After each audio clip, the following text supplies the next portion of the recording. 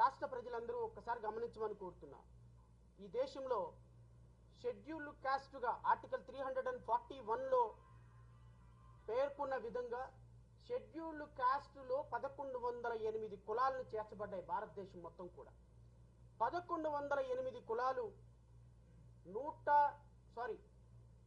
29 రాష్ట్రాల్లో మొత్తం 40 కోట్ల మందిగా రమారమిగా 40 కోట్ల మంది దళిత బిడ్డలు ఉన్నారు.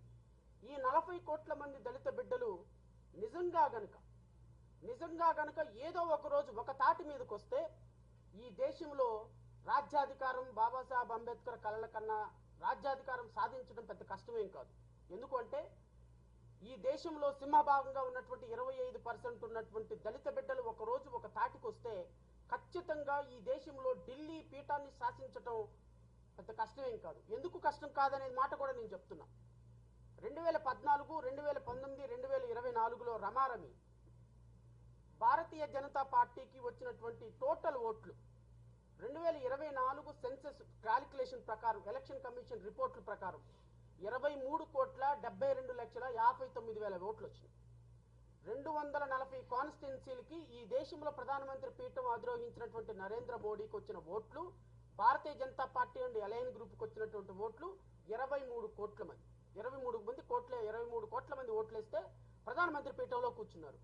అదే 23 కోట్ల మంది ఏదో ఒక రోజున దళిత బిడ్డల్లో కనుక 23 కోట్ల మంది మనం ఒక పార్టీకి ఓటేస్తే, లేకపోతే ఒక మాయావతికి ఓటేస్తే, లేకపోతే ఇంకొక పార్టీకి ఓటేస్తే ఈ దేశంలో రాజ్యాధికారం ఎందుకు సాధ్యం కాదు ఈ దళిత బిడ్డలకు అనేటువంటి ఒక అప్రహెన్షన్ తోటి నిన్న జరిగినటువంటి ఒక ఆగస్టు 1వ తారీఖున ఇచ్చినటువంటి జడ్జిమెంట్ మాలలందరూ వ్యతిరేకిస్తున్నారు. మాలలు వ్యతిరేకించే పరిస్థితి కాదు. నేను అంతా సమాజం మొత్తాన్ని కోరుతున్నా. రేపొద్దున 1108 ఉపకులాల మధ్య, తమిళనాడులో 3 ఉపకులాల మధ్య తీవ్రమైన పోటీ ఉంది. ఆంధ్రప్రదేశ్ రాష్ట్రంలో మాలా మాదిగల మధ్య తీవ్రమైన పోటీ ఉంది. తెలంగాణ రాష్ట్రంలో మాలా మాదిగల మధ్య తీవ్రమైన పోటీ ఉంది.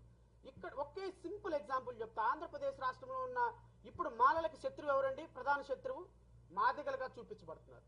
మాదిగలకి ప్రధాన శత్రువు ఎవరు? మాలలు చూపించబడుతున్నారు. అంటే ఈ రోజు రాష్ట్రాన్ని మొన్నటిదాకా పరిపాలించిన జగన్మోహన్ రెడ్డి శత్రువు కాదు మాకు. ఇప్పుడు పరిపాలిస్తున్నటువంటి చంద్రబాబు నాయుడు శత్రువు కాదు. మాకు శత్రువు ఎవరు అంటే ఇప్పుడు ప్రధానమైనటువంటి శత్రువు వీళ్ళ ప్రకారంగా మాదిగలు. మాదిగ సోదరులకు శత్రువులు ఎవరంటే మేము. అంటే మాలలకి మాదిగలకి శత్రువులుగా చేసి కమ్మారెడ్డి సోదరులు అనే వాళ్ళు శత్రువులు కాదు అని ఎలిమినేట్ చేసి భారతదేశం మొత్తంలో, ఈవెన్ తెలంగాణలో కూడా అదే పరిస్థితి. 2 కులాల మధ్య, ఈవెన్ తమిళనాడులో అదే పరిస్థితి, ఉత్తరప్రదేశ్లో అదే పరిస్థితి, మధ్యప్రదేశ్లో అదే పరిస్థితి, కేరళలో అదే పరిస్థితి, కర్ణాటకలో అదే పరిస్థితి.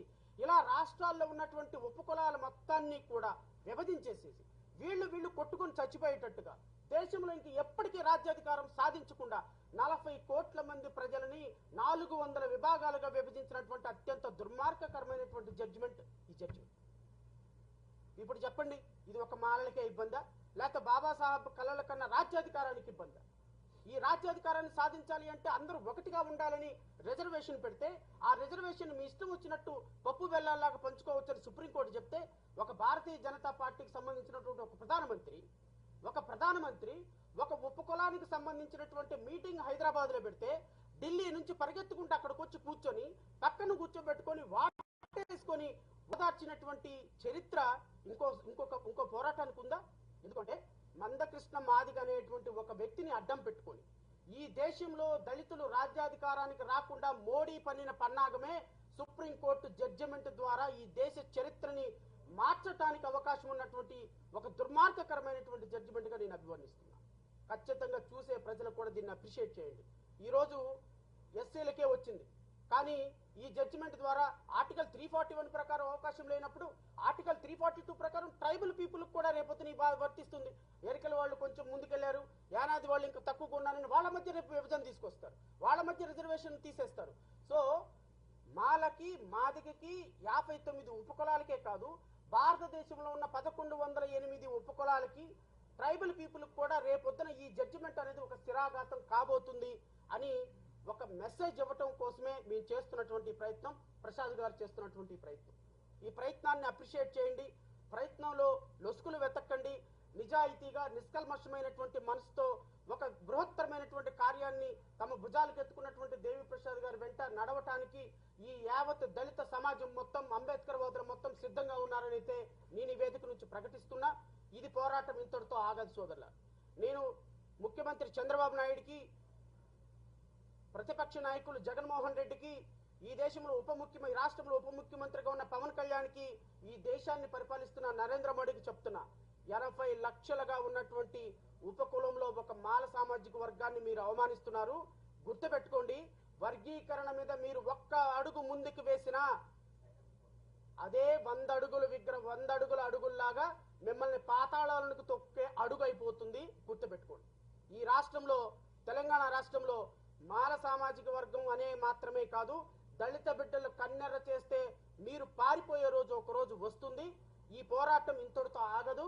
ఖచ్చితంగా దేవి ప్రసాద్ గారి నాయకత్వంలో ఢిల్లీ స్థాయిలో అన్ని జాతీయ పార్టీలను కలుపుకొని అతి త్వరలో ఒక రౌండ్ టేబుల్ కాన్ఫరెన్స్ ఏర్పాటు చేసి దేశం స్థాయిలో, దేశం మొత్తం మా వైపు చూసే విధంగా, మేము చెప్పే ఆర్గ్యుమెంట్ ని వినే విధంగా, ఒక ఇంటలెక్చువల్ కమ్యూనిటీ ఏ విధంగా ఆలోచిస్తుంది, రాజ్యాంగం ఏ విధంగా విచ్ఛిన్నం అయిపోతుందని ఖచ్చితంగా వారిని సంప్రదించిన తర్వాత ఢిల్లీ స్థాయిలో ఆజాద్ని పిలుస్తాం, అంబేద్కర్ మనవడిని పిలుస్తాం, కలిసి వచ్చే అతువులు పార్టీ వాళ్ళని పిలుస్తాం, ప్రతి ఒక్కరిని అందరినీ ఏకం చేసి ఢిల్లీలో ఒక రౌండ్ టేబుల్ కాన్ఫరెన్స్ పెడతాం. వీలైతే ఢిల్లీలో ఒక ధర్నా చేసే కార్యక్రమం కూడా ఆలోచన చేస్తున్నాం.